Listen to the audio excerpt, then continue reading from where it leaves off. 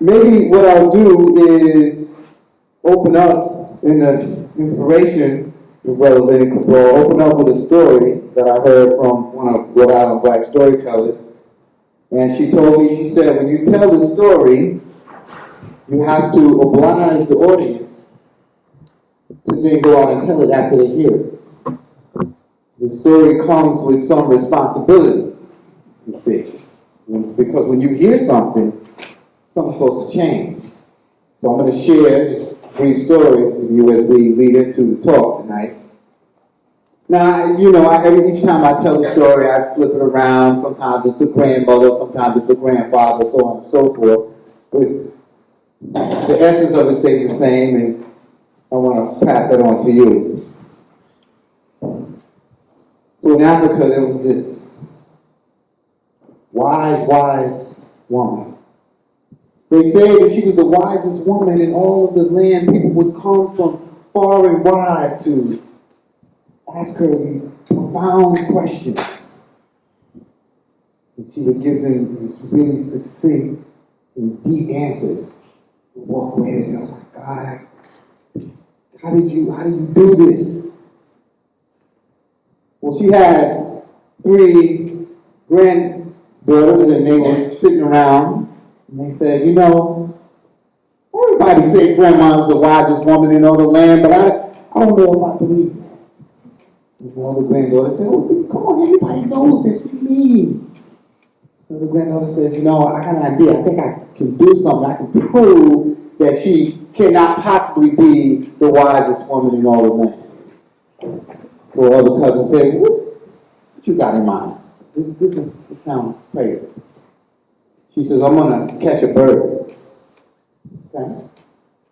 I'm going to take the bird and I'm going to go see Grandmama, and I'm going to ask her if she can tell me if this bird is dead or is it alive. Cousin was scratching her head. He said, oh, tell me a little more. This sounds very interesting. She said, well, I'm going to try Grandma, because if she says that the bird is dead, I'm simply going to open my hands and just let it fly away. But what if she says that the bird is alive? And the little ornery girl says, I'm going to crush it in my bare head to let it drop down. The cousin said, oh Lord, that's brilliant. It's sinister, but it's brilliant. I think you got it. I think you're going to. So they go and they trap a bird and they go to see Grandma, and they knock on the door. And her grandma was like my grandmama, so she said, come on in, baby, come on in. How y'all doing? It's good to see y'all. So, oh, we doing good, Grandma. It's good to see you too. So, Grandma, we got a question I want to ask you, because I have a bird in my hand. Grandma said, yeah, I can see you got the feathers over here before you have to clean them up after you. She said, but Grandma, what I bet you don't know is if this bird is dead or is it alive? About that time, Grandma sat back in her chair. She said, okay, I understand. The answer, my child, is in your hand.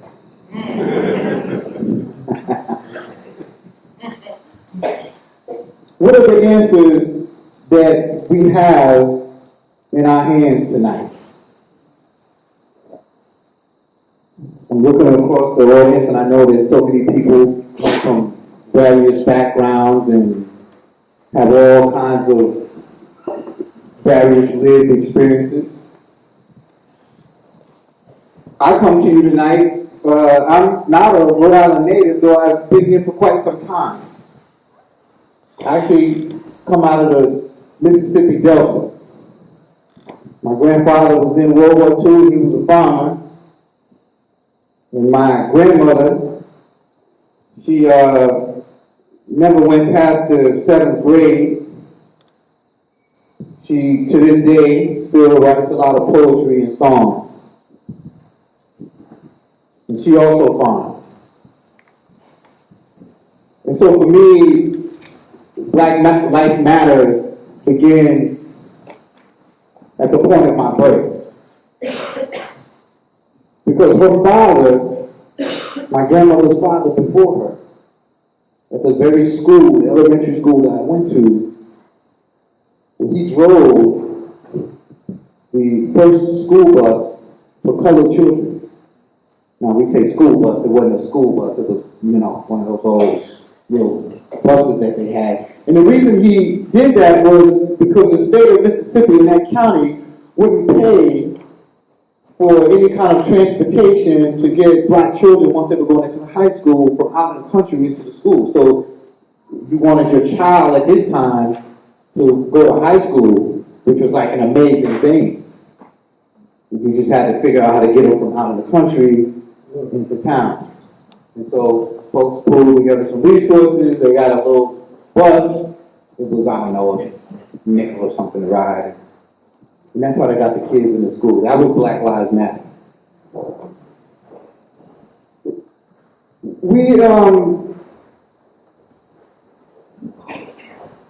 We recognize the name Frederick Douglass because we know that he escaped slavery. He came up to these regions. When Frederick Douglass emerges on this scene here in Massachusetts, he speaks at an abolitionist event. And he says something very powerful. This is his first emerging moment. Because abolitionists in the North have been thinking about and talking about and organizing and helping enslaved Africans smuggle themselves up. But you have something unique in Douglass. And what is that? He escapes. But he escapes with something in particular. What was that? He was literate, right? He could read and write. And so he was able to talk about and write his story. It didn't have to be mediated through a white editor. And in one particular occasion, he comes up to the lectern. And he says, "You see these hands? You see these arms? You see these legs? I stole them when I escaped from my master." Imagine this for a particular moment on a human level.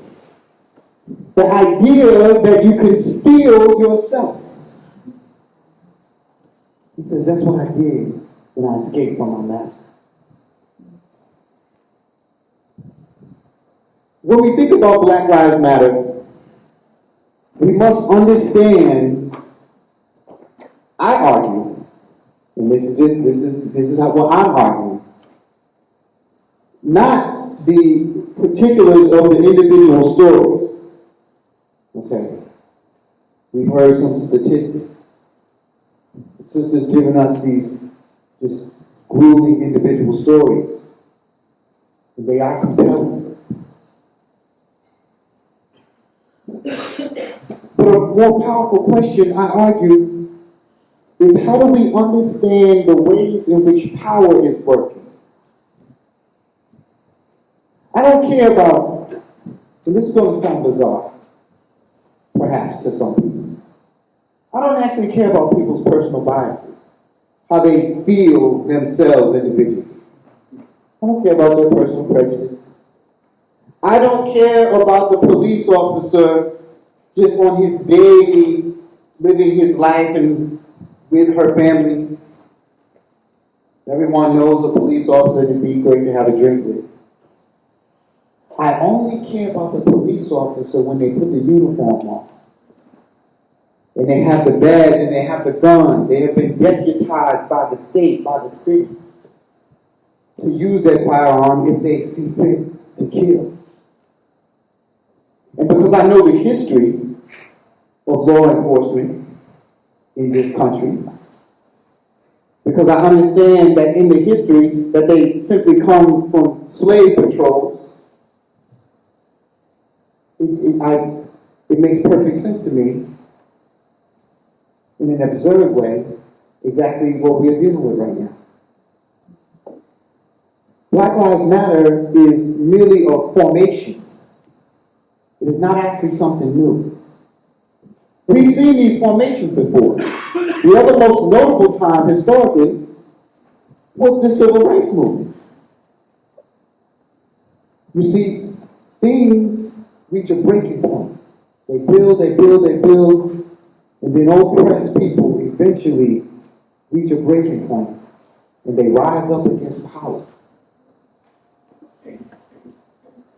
We are now in that moment where folk are rising up against power. Oppressed people, black folks with white accomplices, not allies, accomplices. There's a difference between a white ally and an accomplice. See, your white allies, they'll say, I support your cause. You go get them. I'm right here with you. You got that. I'll hold the sign up. I'll march with you. That's an ally. What does an accomplice do? What was that? I said helps you bury the body.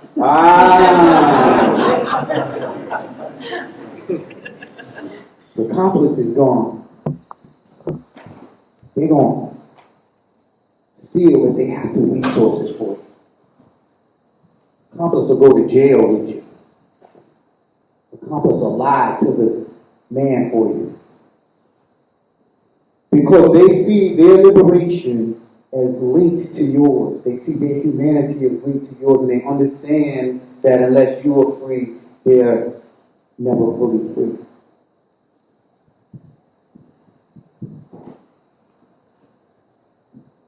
Let's look at an example of what I'm saying when we say how power works, and why I'm not interested in the individual story. What we have right here, prison industrial complex. Now, when we say the prison industrial complex, we're talking about institutions that are collaborating with one another. Okay?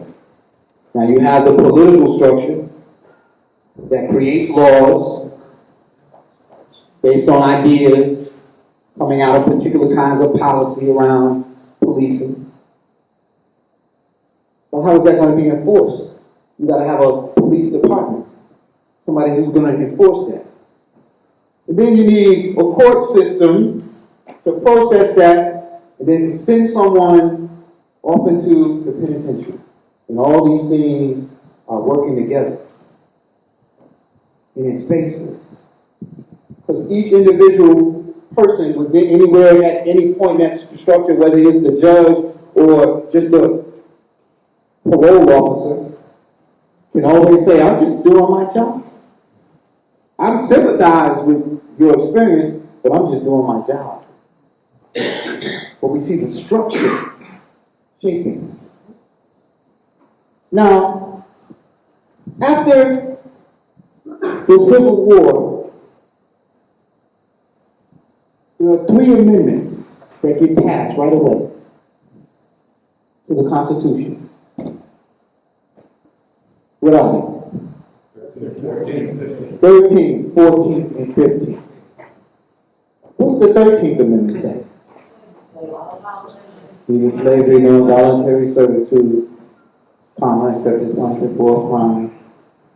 The party shall have been duly convicted, shall exist within the United States, etc. What's the 14th Amendment say? What was that? No state shall. What's the 14th Amendment about? The process of equal protection. Applying that stuff to the states. Citizenship. So if you're born here, you're a citizen. What's the 15th about?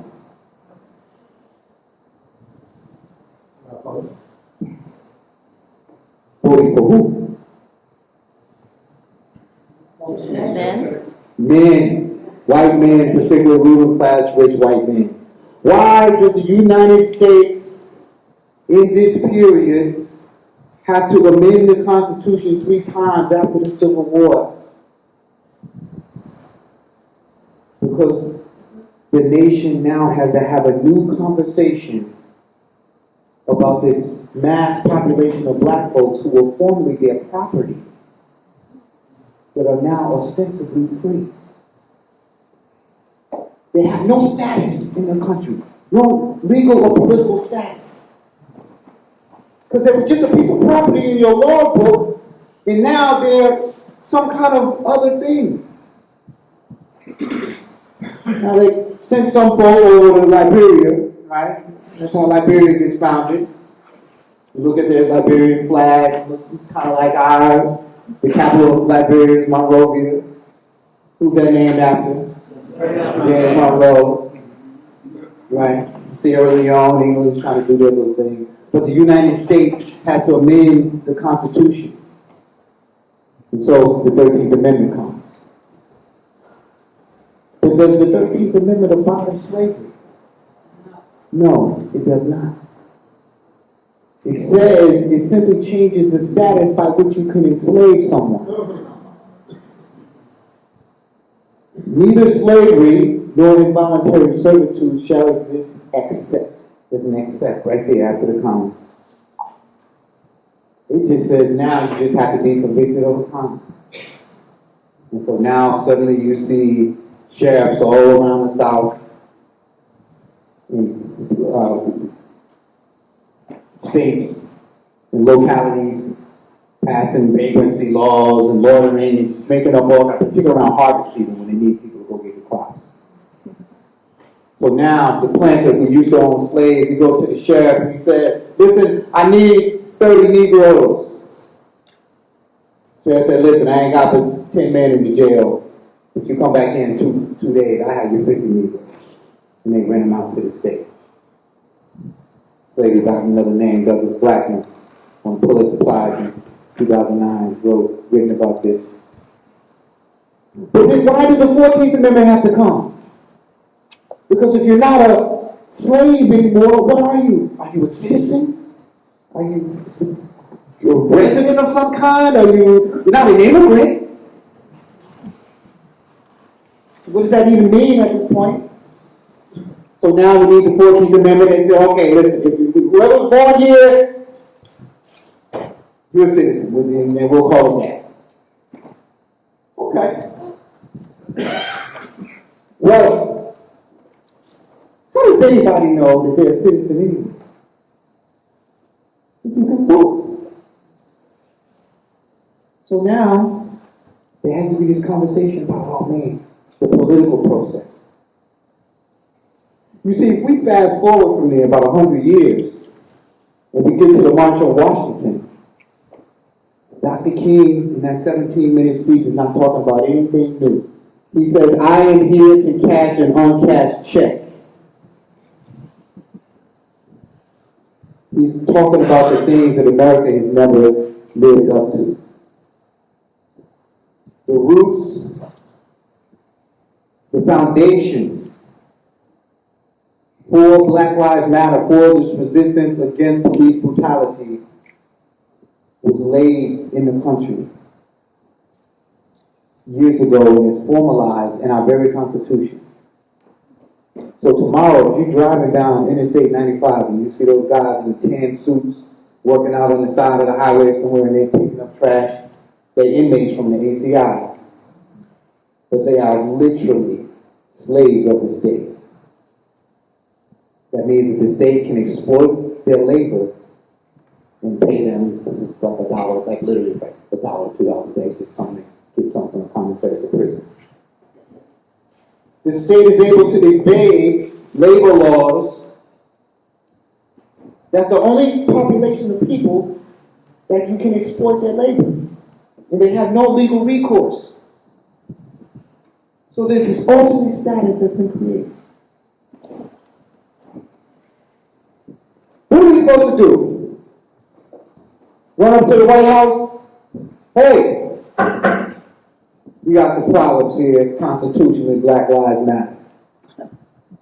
Let's go. This could be paralyzing. Right? We see it in the history books, we go through these experiences. What are we supposed to do?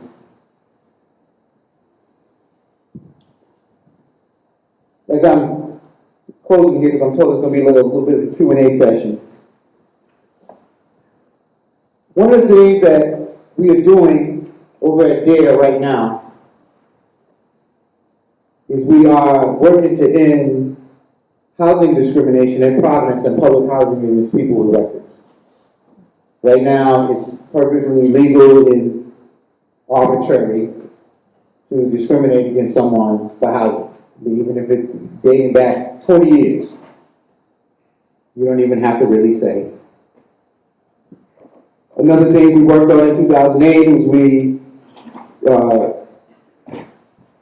worked with a coalition of organizations to have the right to vote restored here in the state of Rhode Island. So the state of Rhode Island is one of the few states where you can have a felony and still vote, still participate in the political process. Now, I'm a revolutionary, so I actually believe that people inside the prison should be able to vote. Okay? Anybody that's impacted,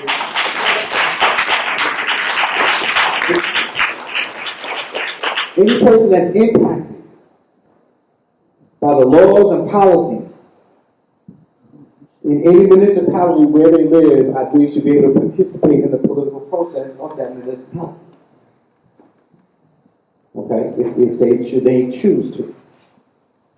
So we worked on that campaign. There was another policy here in the prison that women inmates, when they were pregnant, particularly in the late stages, they would be shackled, sitting in the van and bouncing around and the chain around their belly, and even when they were in the hospital. And we worked to have that policy changed. We worked to have the checkbox on the job application. Not every job application, obviously. If you went to jail for robbing a bank, you're probably not going to get a job at Bank of America. Perhaps.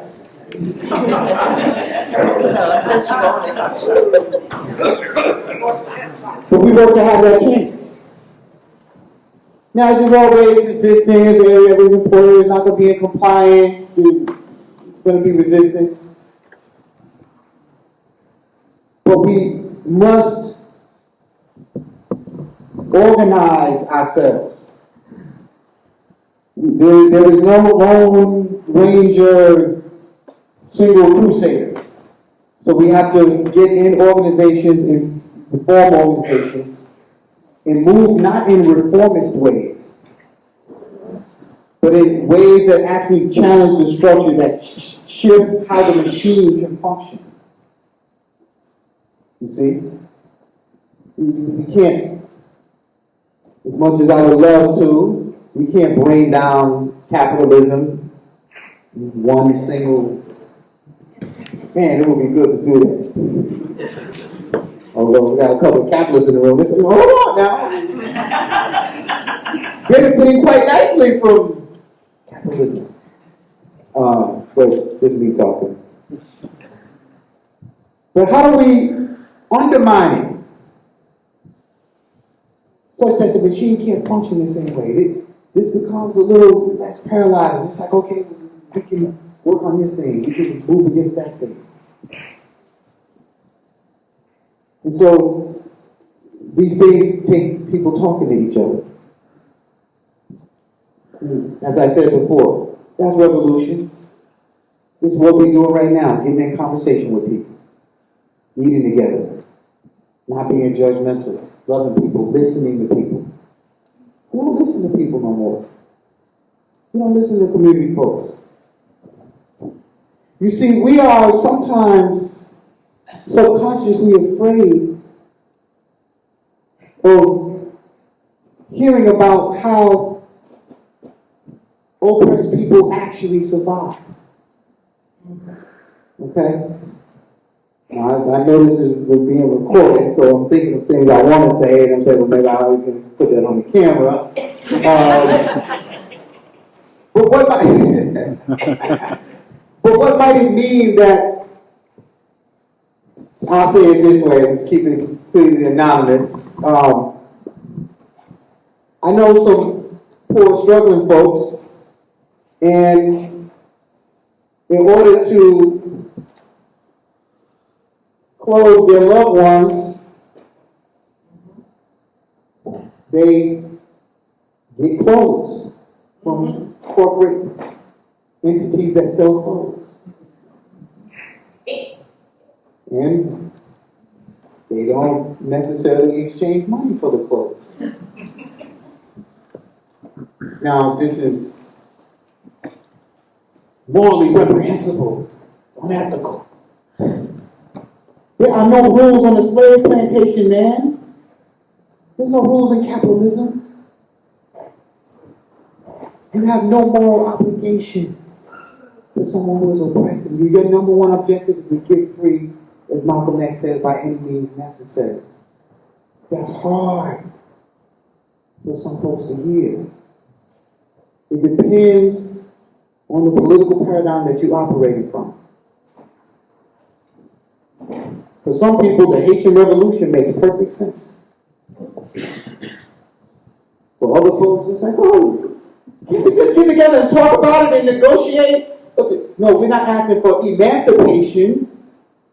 We're talking liberation. And I close with this.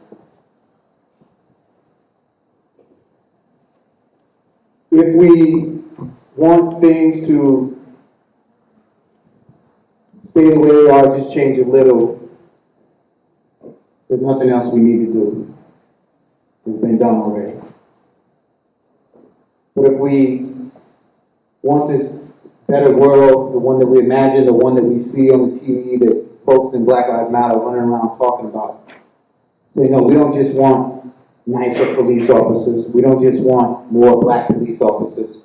We actually want the community to control the policing. That's radical. So we have to change our ideas, the paradigm of our ideas. And that takes talking, conversation, and loving and listening. I want to close with that. I know there's going to be some questions and comments, right? Is that correct, Ken?